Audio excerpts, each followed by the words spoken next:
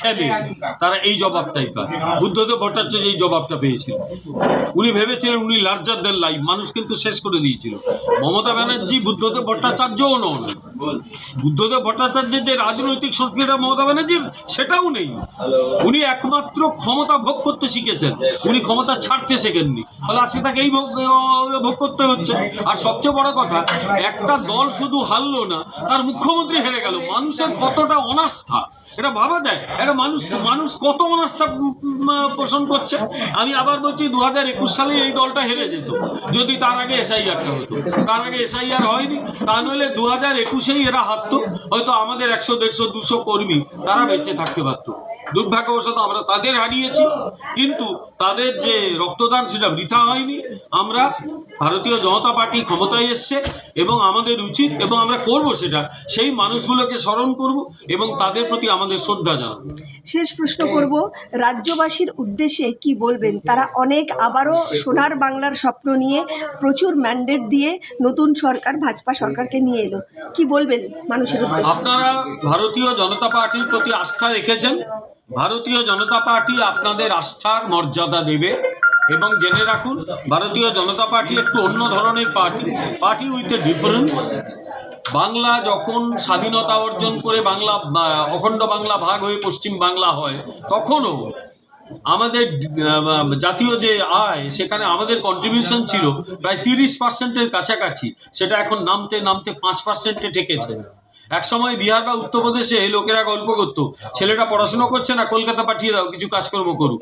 মানে কলকাতায় এসো কাজ করতে, কলকাতায় যাও কাজ করতে, এটাই ছিল বিহার উত্তরপ্রদেশের লোকেদের কথা। আর আজকে আমাদের লোকেরা কাজ করতে চলে যায় ব্যাঙ্গালোরে, আহমেদাবাদে। কাজ পাচ্ছে না, ব্যাঙ্গালোর পাঠাও, কাজ এখানে কাজ নেই, দিল্লি পাঠাও। উল্টো হয়ে গেছে। আমাদের ফিরিয়ে নিয়ে যেতে হবে ওই সময়। লোকে কাজ করতে এবার কলকাতা আসবে, আমাদের ছেলেমেয়েদের কাজ করতে ব্যাঙ্গালোর যাবে না। কিন্তু এটা করতে সময় লাগবে, ধৈর্য ধরতে হবে। এবং ভারতীয় জনতা পার্টি মানুষকে যে কথা দিয়েছে সেই কথাগুলো রাখবে। সোনার বাংলা গড়ে তোলার ক্ষেত্রে যেখানে পরিকাঠামো থাকবে, যেখানে উৎপাদন শিল্প থাকবে, মানুষ কাজ করবে, আমরা সেরকম একটা বাংলা গড়ে তুলব। বাংলার মুখ্যমন্ত্রী কে? এটা আমি বলতে পারবো। এটা দল, যারা বিধায়ক তারা নির্বাচিত হয়েছেন, বিধায়ক দলের বৈঠক হবে এবং বাংলার মুখ্যমন্ত্রী ঠিক হবেন। অমিত শাহজি তো বলেই দিয়েছেন, বাংলার মানুষই হবেন বলেই দিয়েছেন। আর অল্প কয়েক ঘন্টা ধৈর্য ধরুন, হয়ে যায়। বিমলদা, অভূতপূর্ব জয়, প্রায় 200 পার, 208টা সিট বিজেপির, যেখানে একটা সময় স্লোগান উঠেছিল যে ইস পার 200 পার, কিন্তু সেটা সেই মুহূর্তে হতে না পারলেও 200 পার করিয়ে বিজেপি দেখিয়ে দিল। এই জয় কি বলবেন? একটা কথা বলি, যতটা আসন তুমি দেখতে পাচ্ছ তার সঙ্গে একটা যোগ করে নেব। তার কারণ ফলতা যখনই হোক আমরা জিতবো। জাহাঙ্গীরের যে সাম্রাজ্য, ওই সাম্রাজ্যের অলরেডি পতন ঘটে গেছে। সুতরাং জাহাঙ্গীরের সাম্রাজ্য ওখানে চলবে না, ওটা ভারতীয় জনতা পার্টি জিতবে। সুতরাং যে কটা আমরা আসন পাই তার সঙ্গে +1 যোগ করে নেবেন, এটা হলো এক। দ্বিতীয় কথা হচ্ছে, আমি মুর্শিদাবাদটা ধরলাম না, মুর্শিদাবাদে একটা ছাড়বে তো হুমায়ুন কবির। সেটা কি হবে এই মুহূর্তে আমি তো গেস করতে পারছি না, কিন্তু ফলতাটা নিশ্চিত এটুকু বলতে পারি। দ্বিতীয় কথা, এটা শুধু ভারতীয় জনতা পার্টি জিতেছে এইটা বললে ভুল বলা হবে। আমি 3টে বিধানসভার নির্বাচনকে পাশাপাশি রাখছি। দেখো, 1977 সালে যখন নির্বাচন হয়, আমার তখন বয়স অল্প, তখন মনে রাখার মতো বয়স হয়েছিল, আমি তখন স্কুল ছাত্র। 2011 সালে নির্বাচন হয়েছিল, সেইটা আমরা অনেকেই দেখেছি। আর 2026-এরটা দেখেছি। যদি তুলনামূলক আলোচনা করি, এই 3টে নির্বাচন ছিল একটা সিস্টেমকে রক্ষা এবং একটা সিস্টেমকে ধ্বংস করার নির্বাচন। সিস্টেমটাকে ধ্বংস করার ছিল 1977 সালে ইন্দিরা গান্ধী যে স্বৈরাচারী শাসন ব্যবস্থা গড়ে তুলেছিলেন, তাকে ধ্বংস করার, ভারতের গণতন্ত্রকে রক্ষা করা। 2011 সালে সিপিএমের নেতৃত্বাধীন বামফ্রন্ট যেভাবে মানুষের জীবন জীবিকাকে প্রায় তছনছ করে দিয়েছিল এবং গোটা পশ্চিমবাংলাকে জমিদারিটা উড়েছিল, তাকে বদলানো এবং গণতান্ত্রিক ব্যবস্থা বজায় রাখার আন্দোলন এবং একটা নির্বাচন। 2026-এ একটা মার্ডারাস পার্টি, সবাই ভয় পেতে এলে মার্ডার করে দেবে। একটা পার্টি সম্পর্কে মানুষের যদি পারসেপশন হয় দলটা ক্ষমতায় এলে মেরে দেবে, বাড়ির মেয়েদের তুলে নিয়ে যাবে, তাহলে তো বলতে হয় ইটস আ মার্ডারাস পার্টি, একটা ক্রিমিনাল পার্টি। এই মার্ডারাস পার্টি থাকবে কিনা এবং তার বদলে একটা সুস্থ গণতান্ত্রিক আবহাওয়া থাকবে কিনা, তার নির্বাচন। ফলে তিনটে নির্বাচনের প্রেক্ষাপটে আমি মনে করি 2026 সালে এই নির্বাচনটা অসম্ভব জটিল নির্বাচন ছিল, অসম্ভব কঠিন নির্বাচন ছিল। একটা জায়গায় ওই তৃণমূল কংগ্রেসের এবং তার নেত্রী মমতা, যারা গোটা পশ্চিমবঙ্গকে একটা ভয়ঙ্কর নরককুণ্ডে পরিণত করেছিল, অন্যদিকে জনতা, মানুষ, তারা সুখ চাইছিল, শান্তি চাইছিল, স্বস্তি চাইছিল। এই যে ডিফারেন্স, এই ডিফারেন্সটা খুব গুরুত্বপূর্ণ। দেখা গেল গণতন্ত্র জিতেছে, সংবিধান জিতেছে, মানুষ জিতেছে আলটিমেটলি। সেটা কথা আছে না, কিছু মানুষকে কিছুদিন বোকা বানিয়ে রাখা যায়, অনেকগুলো মানুষকে হয়তো অনেকদিন বোকা বানিয়ে রাখা যায়, কিন্তু সব মানুষকে তো সব দিন বোকা বানিয়ে রাখা যায় না। ফলে মমতা ভেবেছিল সবাইকে সব দিন বোকা বানিয়ে রাখবে, হয়নি।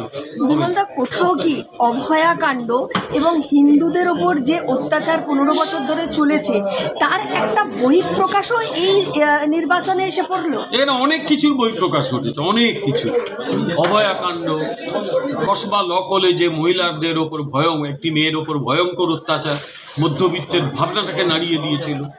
তার সঙ্গে যেটা ঘটেছিল যে একটা সরকার, একটা রাজনৈতিক দল প্রকাশ্যে চোরেদের পাশে দাঁড়াচ্ছিল, সরকারি শিক্ষকতায় ঘুষের ব্যাপারটা ওপেনলি সমর্থন করছিল, তারা তাদের পাশে দাঁড়াচ্ছিল, যারা মার্ডারার খুনি তাদের পাশে দাঁড়াচ্ছিল।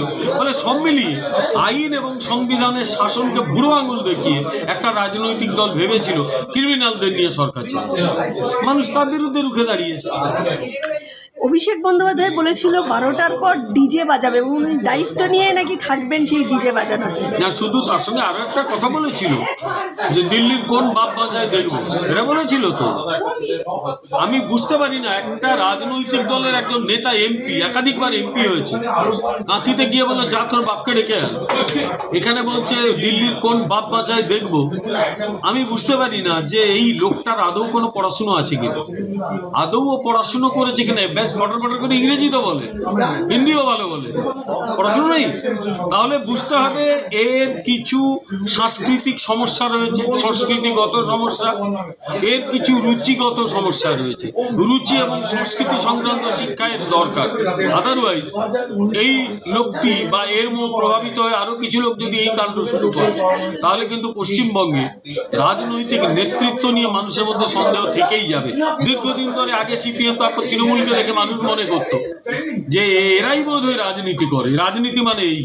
বিজেপি সেটাকে বদলাতে এসছে। রাজনীতি মানে সাধারণ মানুষ, রাজনীতি মানে সমাজের খেটে খাওয়া মানুষ। প্রত্যেকে রাজনীতিতে থাকবে, উচ্চকোটির মানুষ থেকে নিম্নবর্গীয় মানুষ, প্রত্যেকে রাজনীতিতে তার ভূমিকা পালন করবে, এটাই হবে রাজনীতি।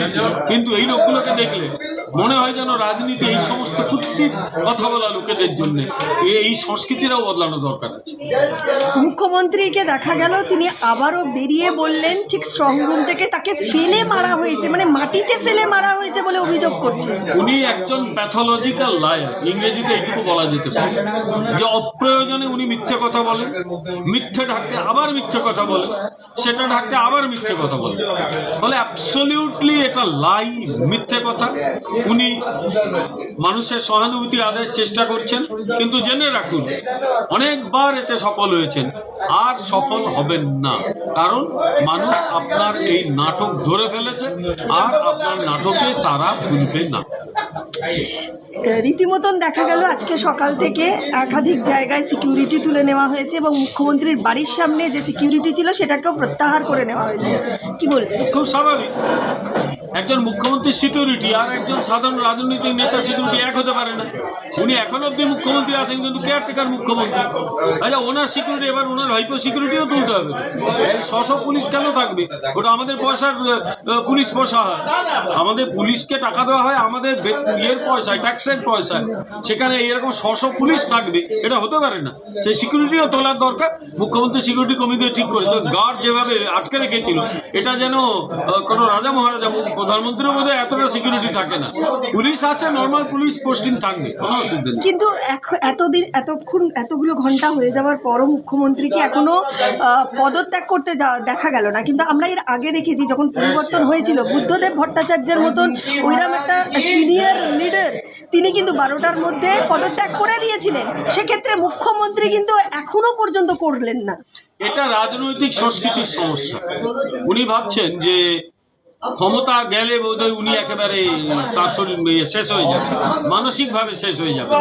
কিন্তু এটা এরকম এই ধরনের এগুলো একদম অগণতান্ত্রিক মানসিকতা। গণতন্ত্র বলে আপনি সরকারে থাকবেন, যেদিন নির্বাচিত হতে পারবেন না চলে যাবেন, আবার চেষ্টা করবেন, আবার আপনি নির্বাচিত হয়ে আসতে পারেন। উনি গণতন্ত্রটাকে অ্যাকসেপ্ট করতে পারেননি। উনি ক্ষমতা ভোগ করতেন কিন্তু ক্ষমতাটাকে গিলে ফেলেছেন, বের করতে পারছে না। ভাবছে ক্ষমতা গেলে আমি বাঁচবো কি করে। এটা হয় না, এভাবে গণতন্ত্র চলে না। বোঝাই যাচ্ছে কতটা অগণতান্ত্রিক উনি। উনি ক্ষমতা ছাড়তে চাইছেন না। হতে পারে একটা মুখ্যমন্ত্রী যেদিন হারে সঙ্গে সঙ্গে দিয়ে পদত্যাগ করে চলে আসে, আজ অব্দি ওটাই তো দেখছি। আজকে গতকাল বিকেলে হেরেছে, ঘোষণা হয়ে গেছে মোটামুটি, এখনো অব্দি পদত্যাগ করেনি। এগুলো কোন মানসিকতা? মানে সেক্ষেত্রে কি রাজভবন বা রাজ্যপালের তরফ থেকে কোনো পদক্ষেপ নেওয়া হবে? সেটা পরবর্তীকালে নিশ্চয়ই তারা দেখবেন। আমি কনস্টিটিউশনালি বলতে পারি, সম্ভবত গত 5 বছর আগে উনি 7 তারিখে শপথ গ্রহণ করেছিলেন, 7ই মে। তাহলে 7ই মে যেই হবে অটোমেটিক্যালি কিন্তু রাষ্ট্রপতি শাসন হয়ে যাবে। এটা কনস্টিটিউশনাল নিয়ম। 7ই মে রাত 11:59 পরে অটোমেটিক রাষ্ট্রপতির শাসন হয়ে যাবে। তারপর নতুন সরকার, বিজেপি সরকার তৈরি হবে, শাসন উঠে হয়ে যাবে। এটাই তো কনস্টিটিউশনাল নিয়ম। স্যার উনি যদি পদত্যাগ না করেন তাই করতে হবে। ভবানীপুর, যেখানে মমতা বন্দ্যোপাধ্যায়ের জন্মস্থান গড়, সেখান থেকেই প্রায় 15,000 ভোটের ওপর তাকে হারানো হলো শুভেন্দু অধিকারী। মানে বিধানসভাতে পর্যন্ত তিনি আর ঢুকতে পারবেন না। এই যে জবাবটা তাকে দেওয়া হলো, এটা কিসের জবাব? भैया इसी सोच के संग 1 साल से हम लोग जायसवाल खट रहे हैं। একটা কথা বলি, সেটা হচ্ছে মানুষ যখন জবাব দেয় তখন কিন্তু এভাবেই জবাব দেয়। মানুষের কি বলবো ভাবনা, মানুষের যে চিন্তা, মানুষ